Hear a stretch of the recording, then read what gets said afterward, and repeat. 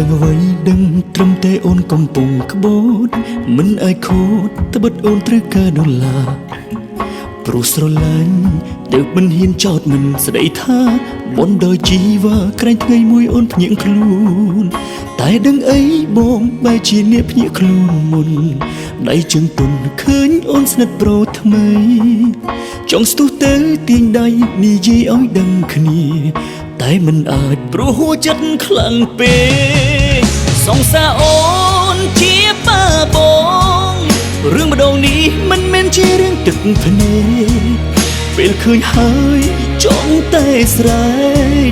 ប្លែកអីយ៉ាងនេះក្បត់កូនតែតងប៉ាសង្សារអូនជាប៉ាបងសូមទោសផងគាត់ចាស់ហើយគួរមេត្តាតើអ្វីទៅដែលអូនត្រូវការស្នេហាក្មេងធុញទ្រាន់ឬទើបធ្វើយ៉ាងនេះ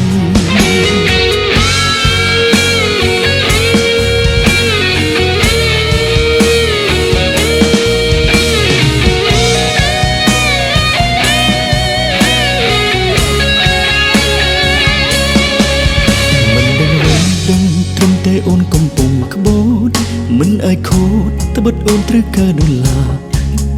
ព្រោះស្រឡាញ់ទើបមិនហ៊ានចោទមិនស្ដីថាមុនដោយជីវ៉ាក្រែងថ្ងៃមួយអូនភ្ញាក់ខ្លួនតែដឹងអីបងបែរជាអ្នកភ្ញាក់ខ្លួនមុនដៃជើងទុនឃើញអូនស្និទ្ធប្រូថ្មីចង់ស្ទុះទៅទាញដៃនិយាយឲ្យដឹងគ្នាតែមិនអាចព្រោះហួចិត្តខ្លាំងពេកសង្សារអូនជាប៉ាបងរឿងម្ដងនេះមិនមែនជារឿងទឹកភ្នែកពេលឃើញហើយចង់តែស្រែកប្លែកអីយ៉ាងនេះក្បត់កូនតែតងប៉ាសង្សារអូនជាប៉ាបងសូមទោសផងគាត់ចាស់ហើយគួរមេត្តាតើអ្វីទៅដែលអូនត្រូវការស្នេហាក្មេងធុញទ្រាន់ឬទើបធ្វើយ៉ាងនេះសង្សារអូនជាប៉ាបងរឿងម្ដងនេះមិនមែនជារឿងទឹកភ្នែកពេលឃើញហើយចង់តែស្រែកប្លែកអីយ៉ាងនេះក្បត់កូនតែតងប៉ាសង្សារអូនជាប៉ាបង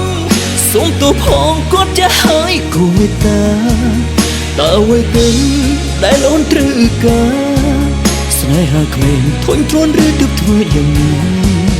តើអ្វីទៅដែលអូនត្រូវការស្នេហាក្មេងធុញទ្រាន់ឬទើបធ្វើយ៉ាង